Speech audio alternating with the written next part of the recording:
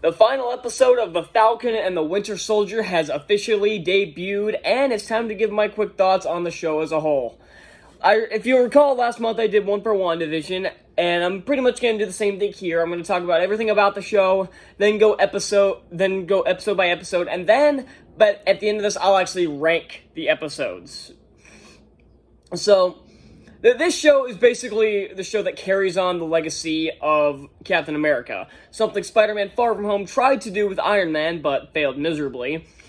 So this one tries to do it very sentimentally, and with Cap's two sidekicks, Falcon and the Winter Soldier.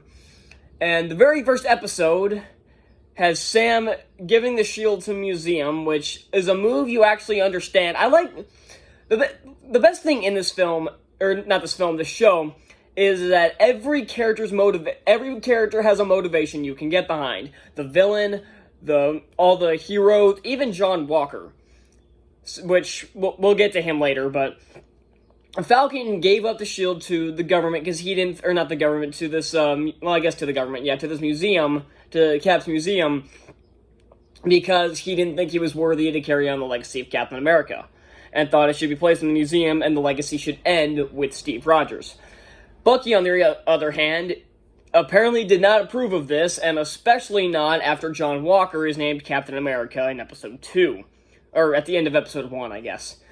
And this show has a slow roll to it at the start, which I really like. It does have an action sequence in the first episode, and has at least one in every episode, which I kind of expected out of a show like this. But all of them are very well done. I love the action sequences in this. They all look astonishingly good, especially for TV. I know this had a very large budget, but if I remember correctly, I think this had a much lower budget than WandaVision, which is actually pretty surprising, because a lot of these are practical stunts, and they don't use a lot of CGI like WandaVision did, especially with its final battle. So the action sequences in this are grounded because they don't have witches or vibranium androids fighting each other or superpowered beings.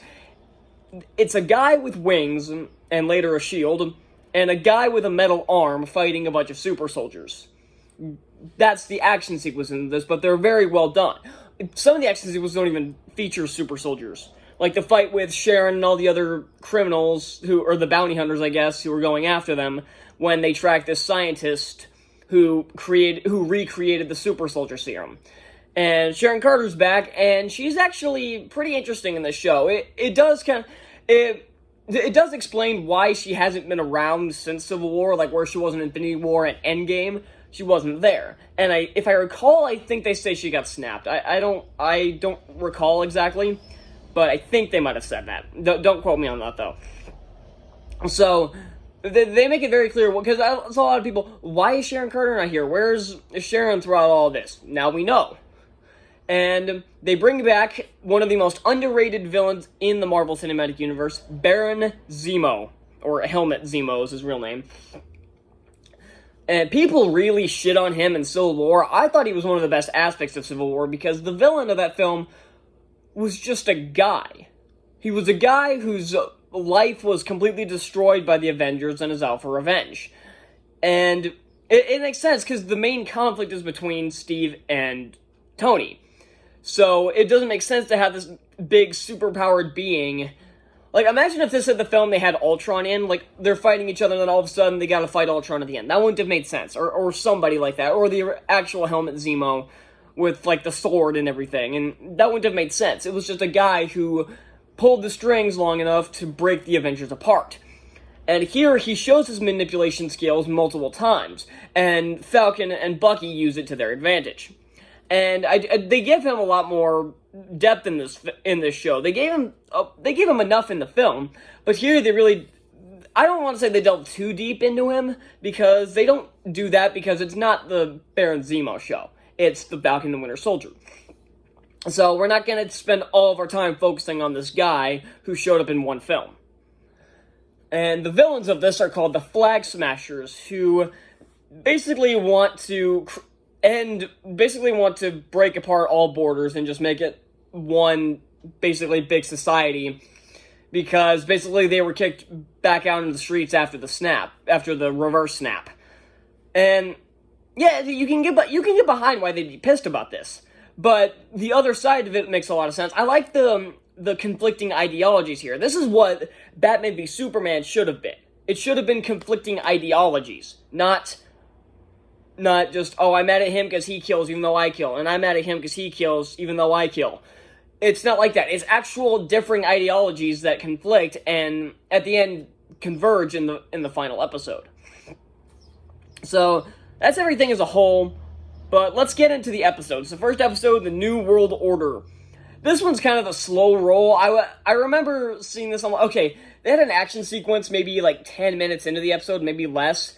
But it dives into Bucky's, like, trauma from being the Winter Soldier. And they never really showed that in the films because he didn't really make that many appearances after Civil War. He kind of showed up just for a few minutes at a time. And they actually really delved deep into it, and he's still having nightmares about when he was Winter Soldier and killed the son of one of his friends, I guess. I don't really know what to call him.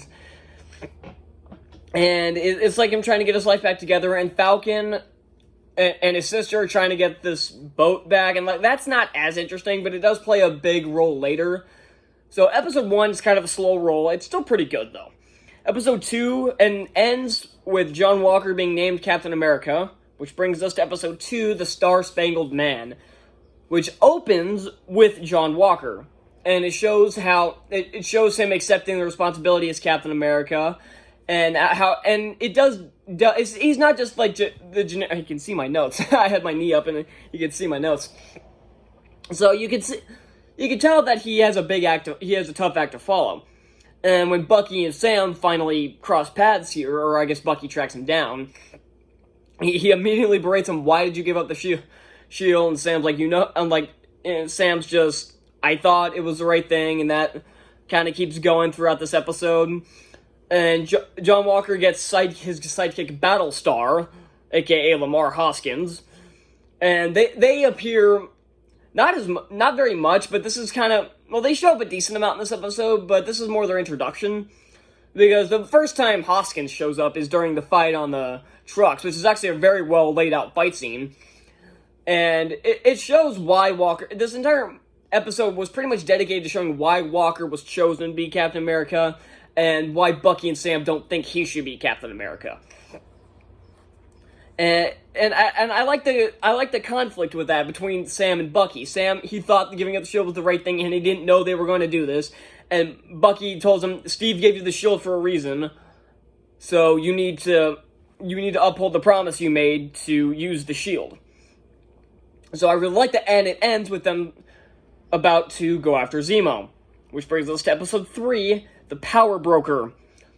And I'm going to say this right off the bat, I guessed who the Power Broker was while watching this episode.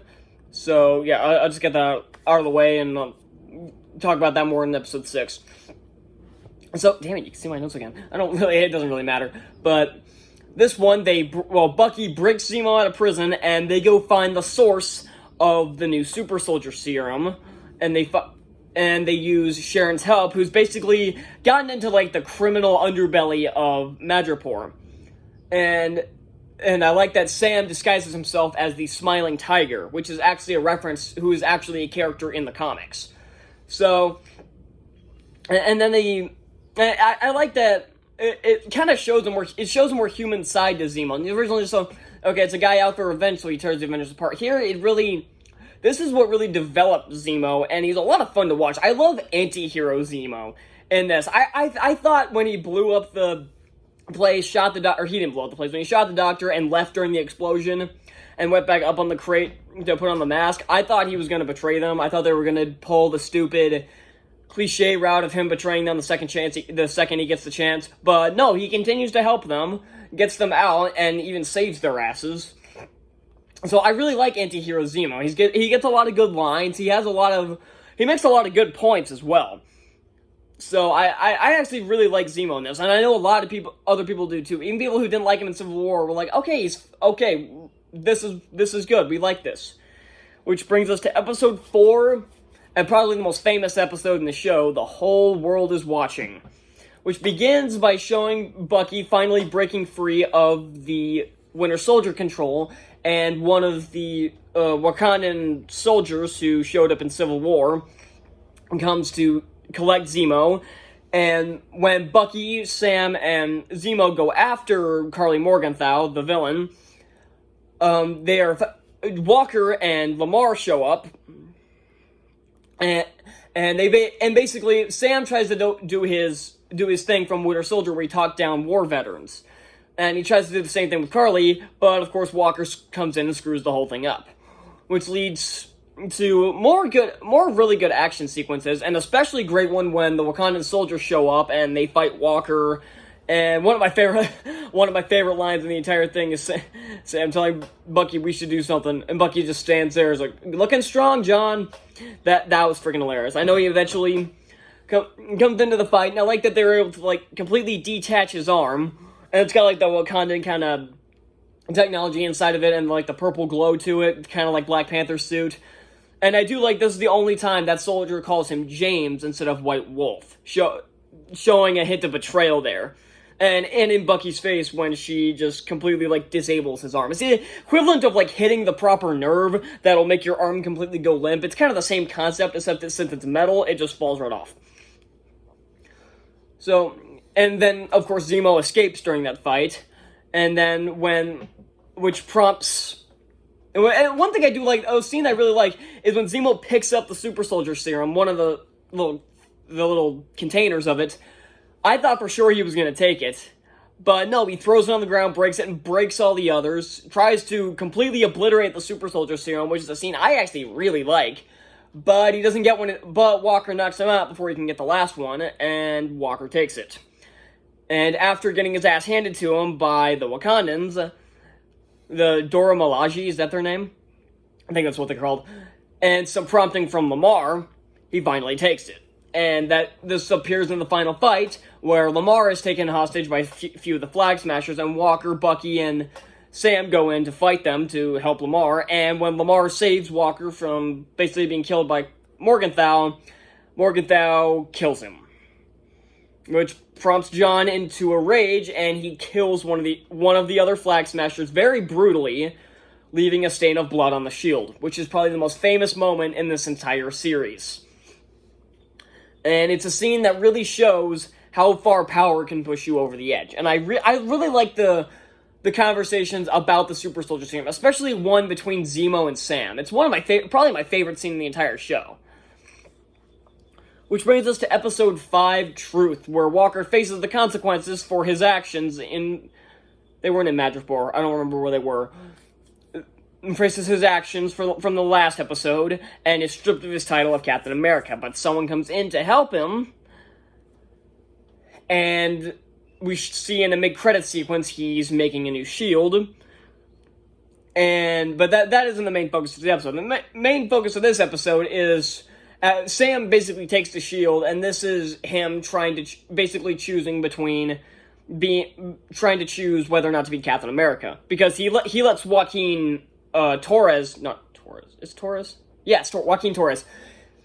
He lets him keep the wings, which is in the comics, he actually does become the new Falcon. So he takes the shield and basically does a lot of practice at his sister's place.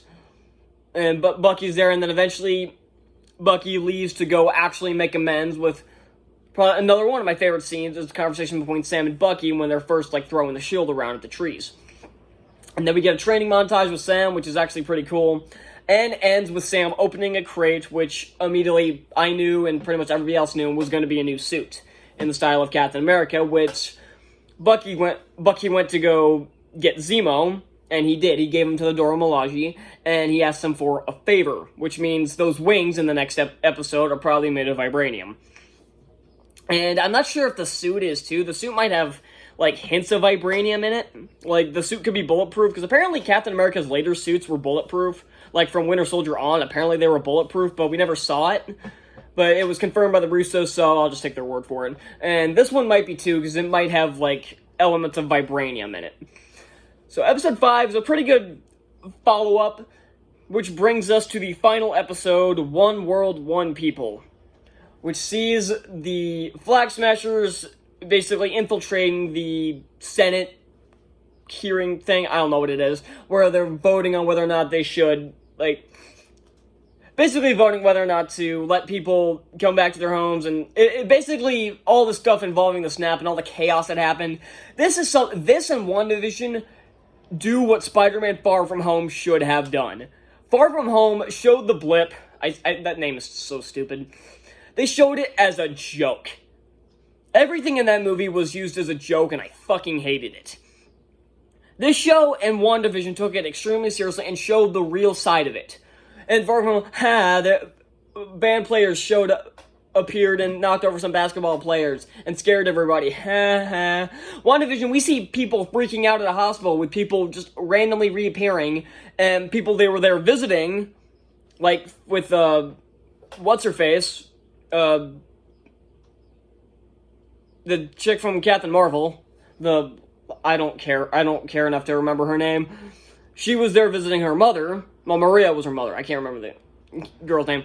But she was there visiting her mother, and her mother died while she was snapped away. And everybody's freaking out, and this one, we show the actual political side of it. 'Cause the show is actually very political, but not in the bad way. I've seen movies and shows that are political in the worst way possible. This one does it in a good way.